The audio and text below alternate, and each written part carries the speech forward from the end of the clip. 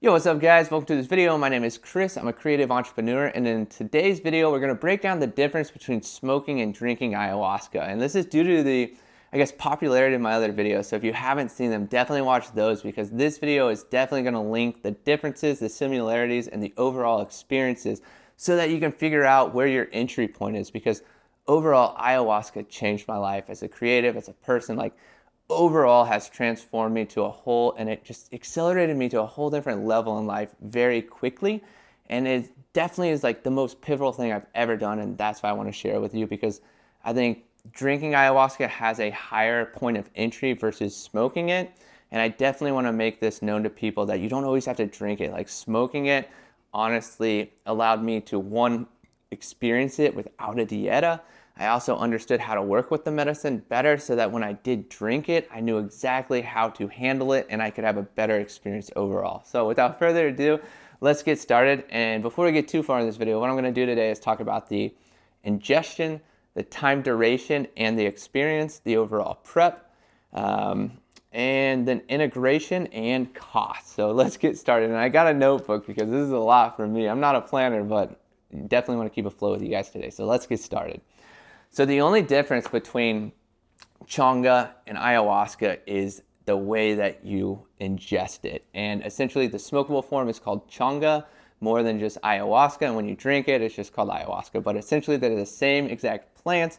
It's just how you're ingesting them into your body. And it's similar to like marijuana. When you smoke it, it's a lot sooner onset with a more, I don't like the word intense, but a more intense experience. That's not a scary intense, but it's like just an intense, a lot of things happening at once. And then it, fades out quick. And then when you drink it, kind of similar to an edible, it takes longer to onset. You have a longer duration and you're less intense, but we'll get to that, more sensory. But overall, it's similar to smoking weed. Like, you smoke it, you get high, you come down, versus you take an edible, you gotta wait, you go up, and then you come down. So that was the biggest difference in the two. Time duration, this was a huge one too. So when you smoke Changa or smoke ayahuasca, typically that's about 10 to 15 minutes.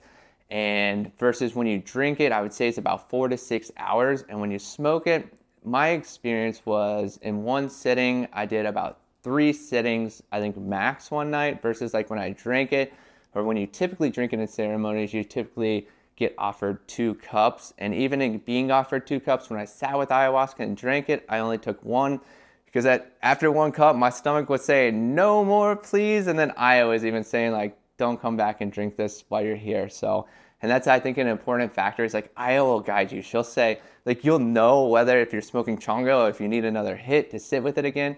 And when you drink it, you'll know if you need another cup to go a little bit deeper. But in that moment, and if you ever, worry about that, don't. In the moment, you will know exactly what to do, unless you're getting a lesson on doubt and questioning yourself. So always keep that in mind. And then let's talk about prep. So prep was a really important factor too, because in Changa and smokable ayahuasca, I didn't prep at all. And it's essentially, I think, the greatest entry point for that is the non-prep. So you don't have to do the dieta, you don't have to cleanse, and essentially there's no purging with that either. I think I might have purged once on Changa, but we did multiple settings that night. Like, we did multiple. We were kind of having like a ceremony.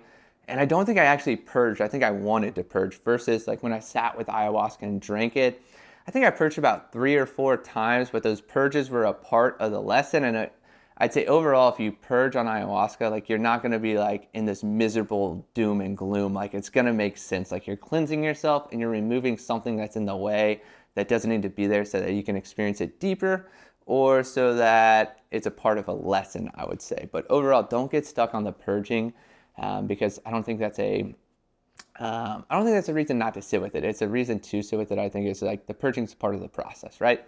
Just, I don't know, let that one go. Next, we're gonna talk, prep. So then the prep for drinkable ayahuasca. See what I got in my notebook? So the prep for drinking ayahuasca was a 2-week diet. And essentially you can't have sugar, you can't have salts, you can't have oils, which was the really hard part. You can't have meat. Some allow fish for 7 days, but then the next 7 days is like no meat whatsoever. So you're essentially just eating plants. You're eating fruits, you're eating vegetables, you're eating a bland diet. When drinking ayahuasca, you also have like no caffeine, no spices, no stimulants as a whole, like no sex. Like you're essentially taking away every aspect of life and living it as blandly as possible, which I'd say is a benefit of drinking ayahuasca because I cleaned up my diet. I'd say I cleaned up my life as a whole that I didn't have to do with Changa versus like when I drank ayahuasca, like you clean up everything for 2 weeks and it does feel really good. It's a really nice detox and it's a really nice time to like connect back to the essence of life instead of like maybe some vices or other stuff that you use daily that you think is supporting you, but not actually be supporting you. Hopefully that one made sense, but that's the main difference in prep. Changa, you can just smoke. When you drink ayahuasca, you got to do at least, I'd say, a 7 to 10 day dieta or diet where you really focus on cleansing out your body because that is a big, and the more you focus on the diet when you drink ayahuasca, the less likely I think you are to purge from my own experience and from other people's experiences.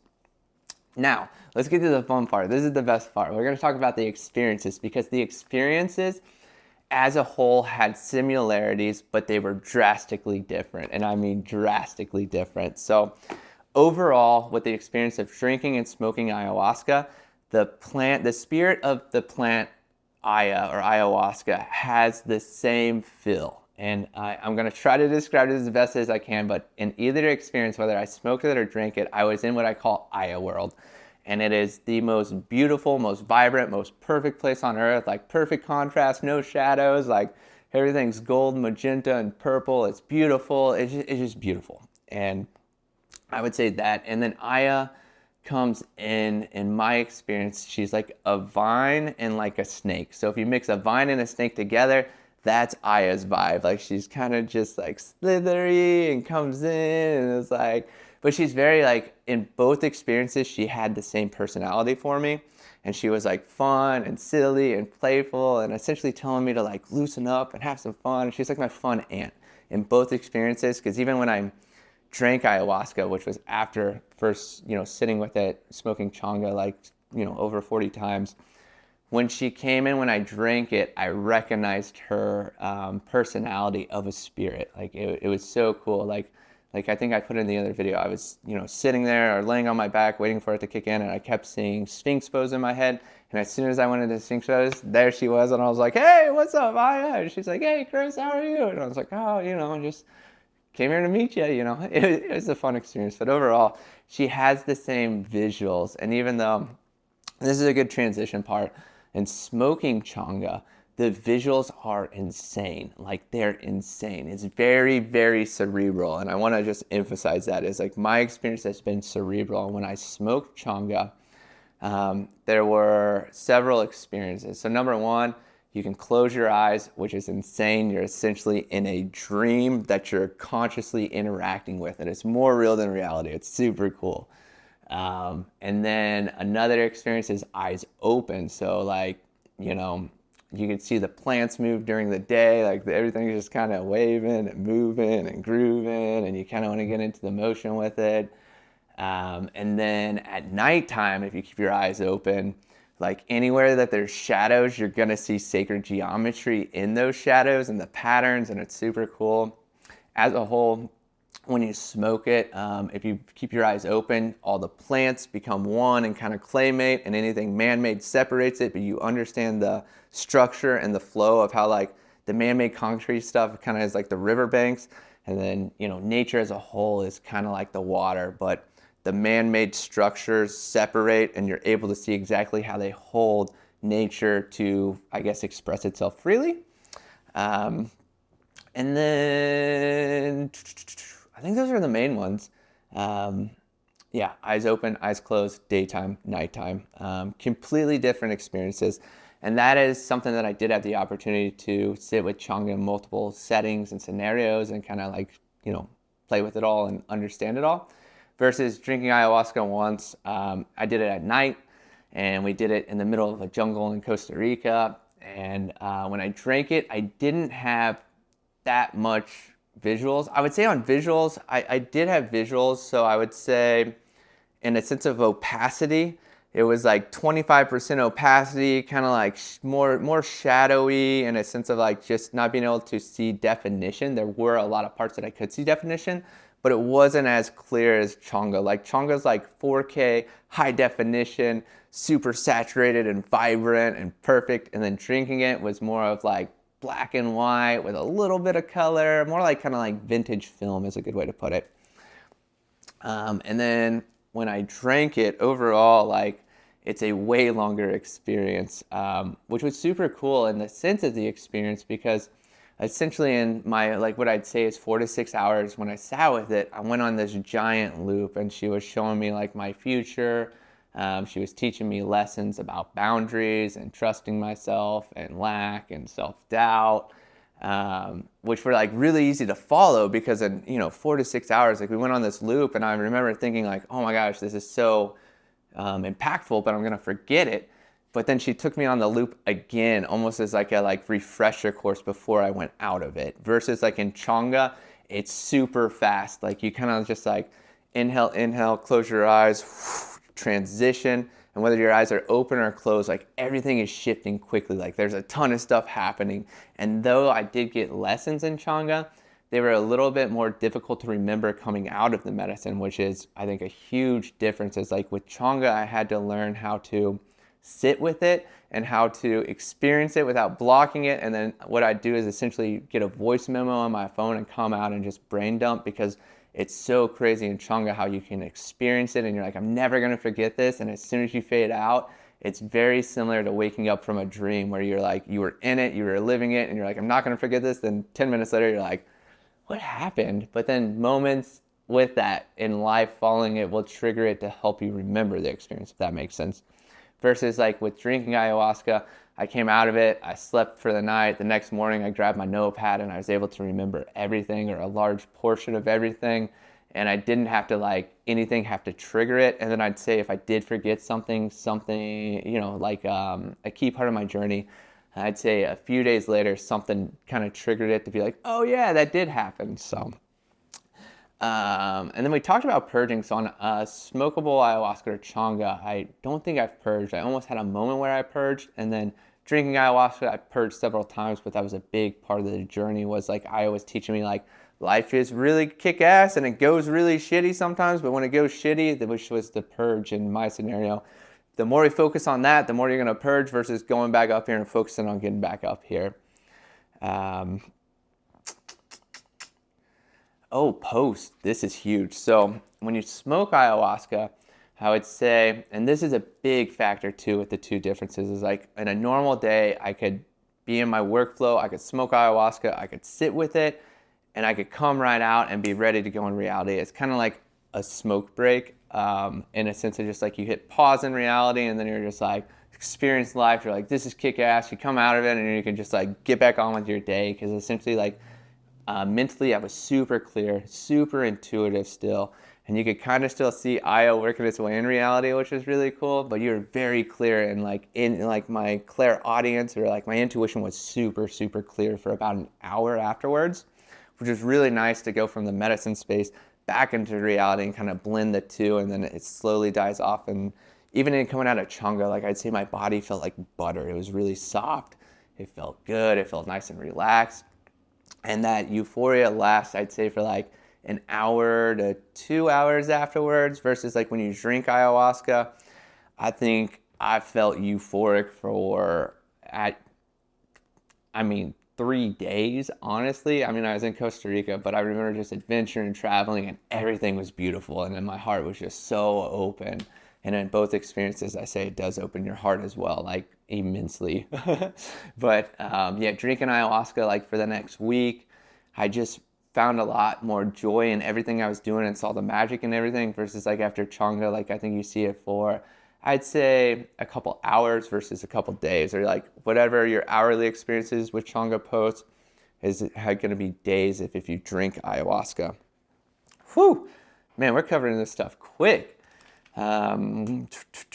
Integration. So this is the most important part of any plant medicine, integration. Like if you can see it, you can experience it, and then once you experience it, you got to build it into reality. Otherwise, it's going to keep poking at you, right? So after I smoked Changa, let's say My lessons were more simple too with Changa. Like, so for instance, with Changa, I would sit with it, and one lesson was indecisiveness. So I smoked it, I had my eyes open, everything in the room was shifting, and this even happened outside. And as soon as I'd focus on one thing, everything would stop moving. And then I was like, that's the lesson, okay? So then I'd come out of it and it'd be like, all right, I need to focus on one thing. And that's a pretty easy lesson. And then like more stuff would come in and I'd be like, nope, let's focus on one thing. Let's master one thing. Then as opposed to like drinking ayahuasca, the lessons, since it's a longer sitting, the lessons were more in depth afterwards. So it was like lack, self-doubt, and I think those are the biggest ones. So lack and self-doubt. Oh, and boundaries. Lack, self-doubt, and boundaries. So then after sitting with Aya and drinking it, I would say for the last 3 months, even to this moment now, it's been about 3 months since I sat and drank ayahuasca, like the boundary, like those lessons continually show up every day, and they show up in a more intense way where I didn't have the option to really like bypass it, avoid it, or dismiss it. I had to solve it. And if I'd try to ignore it or try to go around it, it would intensify. And then I caught in my reality, or also noticed that like one scenario would pop up, I'd solve it. And I was like, all right, we got through that lesson. And then it'd show up again. And I'm like, why is this showing up again? But I got better at working my way through it, which is integrating it. And then slowly, like it kept popping up to the point that I was like, how many more times is it gonna pop up? And it stopped popping up once I mastered it.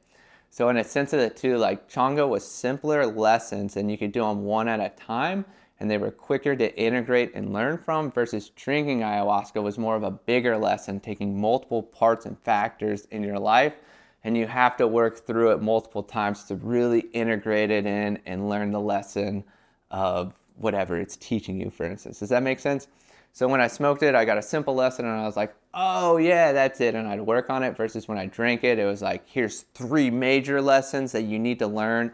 And the time frame was, like I said, like maybe like a week or a few weeks to a few months. I'd say that's the variance there. And that's probably one of the biggest factors, I'd say, is like people after they drink ayahuasca tend to not do as much plant medicine settings because just like you have to integrate so much, versus with Changa. Like I'd do Changa, I'd learn the lesson, I'd sit with it, I'd integrate it, and then I could do other plant med stuff where I felt more called to. Because after sitting with ayahuasca, I have not felt called to sit with any other plant meds, because I still feel like I'm finalizing my integration and wrapping these patterns into my reality usefully, I guess. Yeah. So last, let's talk about cost. And this is a little bit of a big difference too. So when you, smokable ayahuasca, I think was about $40 a gram. And let me tell you, a gram will last you a decent amount of time. Like I remember when I first got a gram from somebody, I was like, you know, this is not gonna last at all, because I was thinking about it like weed, but oh my gosh, like you cannot smoke it like weed. Like it'll call you when it wants to sit with you, or when you need to sit with it, you'll sit with it. It'll invite you in for maybe multiple sittings at a time. So I think, like I said, the most I did was like 3 to 5 sittings back to back to back to back. But when you're done with it, she'll make a point. So she'll either give you a lesson or a trigger, and you'll be like, oh, I don't want to go back in, versus like going back in and learning. But anyways, 1 gram was about $40, and it'll last you a decent amount of time. And when you drink it, my ceremony down in Costa Rica was $100 a setting. And that lasts you for a long time. Like 1 setting of ayahuasca has lasted me for the last 3 months. So cost analysis, it's about the same, honestly, because I think in 1 gram of Changa, you're going to learn the same amount of lessons as 1 sitting with Aya and drinking it, if that kind of makes sense. But I think I would say smoking it is more economical in a sense. And even like, this is a really good transition here too, is like, I think people should try smoking it first, because visually it is more intense, but it's easier to work with when you're in sitting with it, right? Like after smoking it and understanding how to work with it, when the lessons got more difficult and sitting with it and drinking it for longer periods of time, I knew how to handle it. And if you guys made it this far, you're gonna hear a big key here too, is that I forgot to mention, was that when I smoke it, it's a lot more cerebral and a lot more visual. And when I drank it, it's a lot more sensory based and in the body. So, gosh, and I'll even go into depth here on this because it's really important, is like when you drink it, A bug flew by me and was like, zzz. I felt like I was on its wings. Like my sensory was insane. I felt like I was in a aluminum metal tin container, and music, sounds, movement, anything. I felt the reverb, and I was just like, my full body was experiencing it. Versus when I smoke Changa, it's quiet. Like it's almost like my ears will sometimes ring.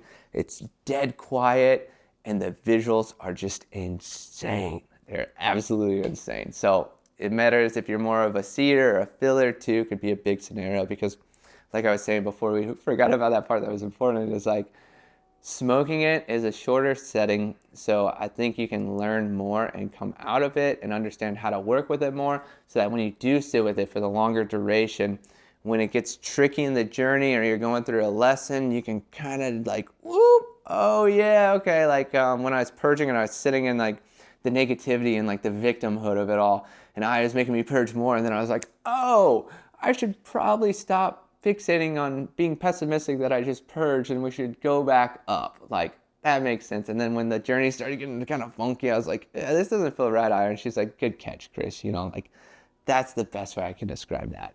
So guys, I guess hopefully you guys like this video and made it this far. This is a little bit longer, but definitely a very in-depth topic of talking about the different ways to ingest ayahuasca, between smoking it, which is more visually and less sensory, versus drinking it is more in body and more sensory. But in understanding the two, there's different points of entry, and I believe smoking ayahuasca is an easier point of entry and teaches you more of how to sit with the medicine when you do drink it. So thank you guys for watching this video. Hopefully you found some value out of this, and then hopefully you guys will be sitting with ayahuasca if you feel called. And if you do, please reach out. I'd love to hear about your journey and understand all the insight that it brought you guys. So have a good day and peace out.